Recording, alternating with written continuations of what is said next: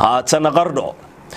Kornel Siciid Caawil Jaamac Kornel Caare ayaa duleedka magaalada Qardho waxa uu ku soo bandhigay ciidamo horle oo carcartooda qaba kuwaas oo ka soo goostay maamulka Soomaaliland waxayna si rasmi ah ugu biireen jamhadiisa dulmideedka warkan waxa magaalada Qardho xarunta dhaqanka Puntland ka soo diray Muxyidiin Hirad Kaato taliyaha jabhadda dulmidiidka Soomaaliland Siciid Caawil Jaamac Caare ayaa ku soo bandhigay saldhigiisa ku yaala duleedka magaalada Qardho cutub kamid ah ciidamada Soomaaliland oo iyagu ka soo goostay ciidamada Soomaaliland ciidamadan ayaa iyagu ka yimi agagaarka degmada Yube Kornel Caare ayaa ka hadlay ciidamada ku soo biiray ciidamadiisa waxa kale oo uu ka hadlay dagaalka ka socda koonfurta gobolka Sool waxaana uu ka jawaab celiyay eedeymo uga yimi mid kamid ah saraakiisha Soomaaliland waxaan ku soo dhaweynay saraakiisha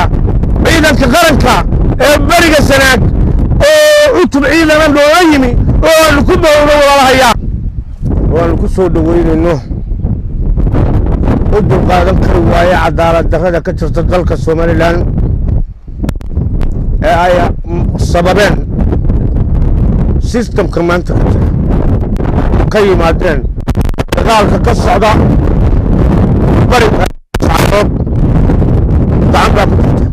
labadii cutub ciidanka qaranka isku dilaya waxaan kala oo codsanaya hadii cadaalad jirto in taranada ciidamada ka soo taago waxay cadeeyeen in cadaalad darro ka jirto way aanay igu sii daayeen siday cadeeyeen Salebaan Barregeesood waa la yaqaan musabixi waxa soo dugsanaya aqoon uma leh waa inuu garan karayo wuxuu leeyahay ka sameeyo waa loo soo dhibay warqadda ninka uu soo dhibay wala garanay Nuux Ismaaciil Taani way isaga ayuu turjum lahu hadal masaarifta ku kalifaysa hadni kari maayo cadaaladda sheeg buu garan leeyahay muxuu ku matalayaa dhulbahante no isaga ka jooga kaligi muxuu ku matalayaa waa dhulbahante warka cadaalad darrada inaad arkin idinku xukumayo xidig la yar buu ahaa jaanimo reernimo loogu labisay aqoonteedaan lahayn qofku marka darajada la siinayo waa aqoonteeda leeyahay waa inuu wuxuu miiriyaa ka sheegayo garan karaya waa inuu garan karayo wuxuu miiriyaa ka sameeyo waa loo soo dhibay warqadda ninka uu soo dhibay wala garanay Nuux Ismaaciil Taani way isaga ayuu turjum lahu hadal masaarifta ku kalifaysa hadni kari maayo cadaaladda sheeg buu garan leeyahay muxuu ku matalayaa dhulbahante no isaga ka jooga kaligi muxuu ku matalayaa waa dhulbahante warka cadaalad darrada inaad arkin idinku xukumayo dhulbahante arag cadaaladdu ku xukumayo waxa meesha yaalana arag waxa iyaguna goobta ka hadlay saraakiishii horkacisay ciidamada ka soo goostay Soomaaliland iyo madax dhaqameedyo iyagu ka soo jeeda gobolka Sanaag anigu waxaan ka yimid Yube cadaalad darro dalka ka jirta oo aan waxba laga qabanayn waxaan saraakiishii ka soo goostay ciidamada fadhiya aagga tukarqeed lama oran karo imka waa ciidan qaran ee jeegaanta wax la yiraahdo jiray ma jiraan ciidamo qaran markaanu aragnay cadaalad darrada iyo dulmiga iyo waxa ku dhex jira